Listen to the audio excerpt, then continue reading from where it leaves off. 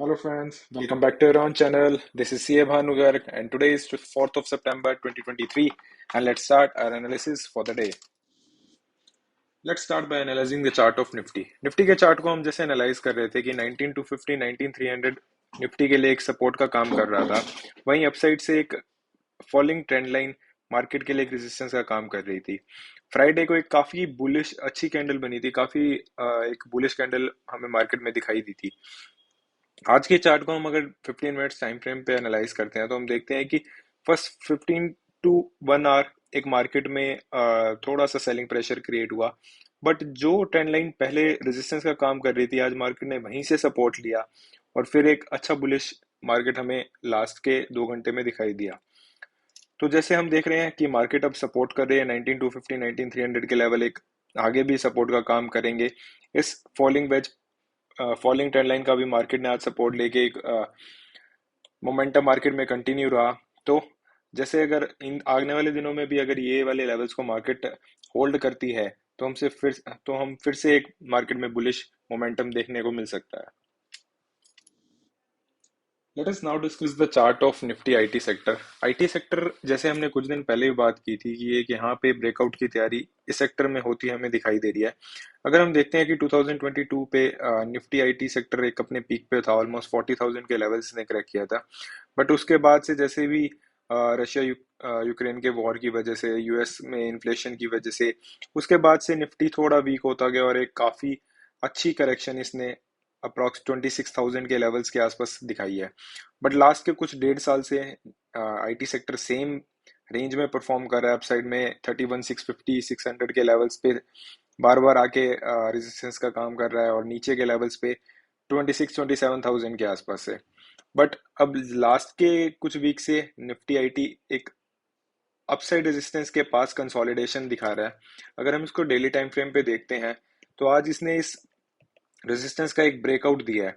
तो आने वाले दिनों में ऐसा हो सकता है कि निफ्टी इस रेजिस्टेंस को आगे सपोर्ट की तरह यूज करे और अगर कुछ दिन आईटी सेक्टर इसी लेवल के आसपास कंसोल करता है तो हमें आने वाले कुछ टाइम में आईटी सेक्टर में एक अच्छा बूम दिखाई दे सकता है। So please keep the IT stocks in radar. आने वाले टाइम में ये अच्छी मूवमेंट दिखाई दे सकती है हमें इसमें। Before discussing few stocks for the coming few days, let's discuss about the stock जो हमने लास्ट के कुछ 10 to 15 डेज में दिए थे और उनमें काफी अच्छा मूव ऑलरेडी आ चुका है। फर्स्ट जो स्टॉक हमने पीटीसी इंडिया फाइनेंशियल सर्विसेज का दिया था, स्टॉक हमने 17 तारीख को एनालाइज किया था एंड इफ यूल सी कि हमने स्टॉक को अप्रोक्सीमेटली 27.3 के लेवल्स के आसपास एनालाइज किया था और आज अब मूवमेंट देख सकते हैं। स्टॉक ऑलरेडी 30.9 के हाई लगा चुका है, ऑलमोस्ट 10%। इस स्टॉक में हमने रन अप ऑलरेडी दिखाई दे चुका है। इसके बाद जो हमने स्टॉक एनालाइज किया था पीएनबी का, पीएनबी हमने 20 अगस्त के आसपास कवर किया था। उसके बाद देख सकते हैं आप स्टॉक ऑलरेडी 68 का हाई आज लगा चुका है, तो इसमें इस स्टॉक में भी हमें 10% ऑलरेडी इसमें भी रन अप आ चुका है। एनबीसीसी का स्टॉक हमने 22 अगस्त को एनालाइज किया था and at that time it was at 51 level. और उसके बाद देखिए आज स्टॉक ने एक अच्छा हाई लगाया है। स्टॉक ने ऑलमोस्ट 57.7 का आज हाई लगाया है और स्टॉक ने काफ़ी अच्छा मोमेंटम दिया है। सो जैसे हम स्टॉक एनालाइज कर रहे हैं, इट इज़ गुड कि स्टॉक अच्छा परफॉर्म कर रहे हैं। जैसे हम एनालाइज कर रहे हैं, जो हम सारे लेवल्स को डिस्कस करके एनालाइज कर रहे हैं, तो स्टॉक वैसे ही परफॉर्म कर रहे हैं। सो आइए आगे वाले स्टॉक्स को हम डिस्कस करते हैं जो आने वाले कुछ टाइम में हमें अच्छा मोमेंट दिखा सकते हैं।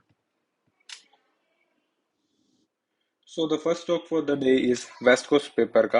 वेस्ट कोस्ट पेपर के स्टॉक को हम एनालाइज करते हैं तो लास्ट के 1 सवा साल से देखेंगे हम, ये शेयर एक ही रेंज में परफॉर्म कर रहा है। अपसाइड में अप्रॉक्स 600 650 के लेवल्स के आसपास और डाउन साइड में हम देखें तो 470 480 के लेवल्स। स्टॉक इसी रेंज में लास्ट के 1 1.5 साल से परफॉर्म कर रहा है और इसी मूवमेंट में स्टॉक बार बार अपनी क्लोजिंग दे रहा है। बट अब लास्ट के कुछ दिनों में देखेंगे तो वॉल्यूम्स काफ़ी अच्छी हुई है। एक इस अपर रेजिस्टेंस का भी स्टॉक ने ब्रेकआउट दिया है और एक आज काफ़ी अच्छी कैंडल बुलिश कैंडल बनाई है मार्केट में। If you see weekly candle पे भी, चार्ट पे भी अगर हम देखना चाहें तो वही कंसोलिडेशन के बाद, एक काफ़ी बड़े कंसोलिडेशन के बाद आज इस स्टॉक ने ब्रेकआउट दिया है। सो आने वाले दिनों में अगर ये स्टॉक 650 655 के लेवल को एज अ सपोर्ट मान के काम करता रहेगा तो आने वाले दिनों में काफ़ी हाई चांस है कि स्टॉक में भी हमें एक अच्छा अपसाइड दिखाई दे सकता है। नेक्स्ट स्टॉक जो आज हम कवर करने जा रहे हैं वो कृष्णा डायग्नोस्टिक का है। कृष्णा डायग्नोस्टिक के स्टॉक को हम अगर एनालाइज करते हैं तो आफ्टर आईपीओ से ही, आईपीओ के बाद से ही स्टॉक में एक अच्छी हमें करेक्शन दिखाई दी थी। अप्रॉक्स 1100 के लेवल से स्टॉक ने कवर होके अप्रॉक्स 600 के लेवल्स के आसपास आया। उसके बाद इसने यहीं पे कंसोलिडेशन किया, फिर 600 के लेवल का भी ब्रेक डाउन दिया तो स्टॉक में काफ़ी अच्छी गिरावट दिखाई दी। अप्रॉक्स 400 के लेवल्स के आसपास स्टॉक ने आके फिर से मोमेंटम गैदर करना किया, फिर से थोड़ा टाइम कंसोल करके ये फिर से 650 600 के लेवल्स को ब्रेक करने की कोशिश कर रहा है। ऑल्दो फर्स्ट टाइम ट्राई कर रहा है इस लेवल को, सेकंड टाइम इस लेवल को ट्राई कर रहा है ब्रेक करने की। तो अगर आने वाले कुछ टाइम में ये इन लेवल्स के आसपास ही कंसोलिडेट करता है, कुछ दिन इस लेवल के आसपास कंसोलिडेट करता है, तो हमें आने वाले टाइम में इसमें 750 800 के लेवल्स दिखाई दे सकते हैं।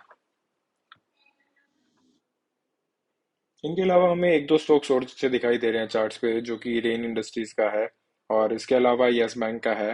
बट इट्स बेटर कि इन चार्ट्स के लिए हम एक कंफर्मेशन कैंडल का वेट करते हैं।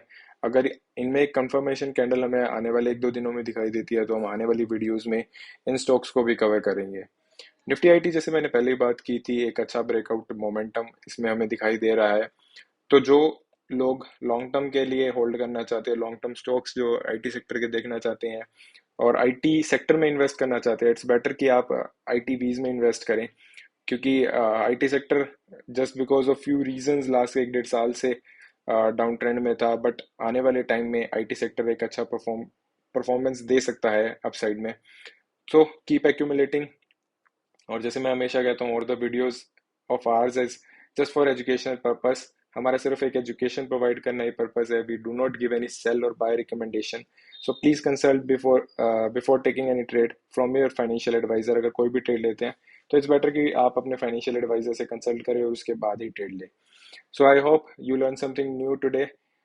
फिर से मिलेंगे कल एक नई वीडियो के साथ। Till then bye bye and take care.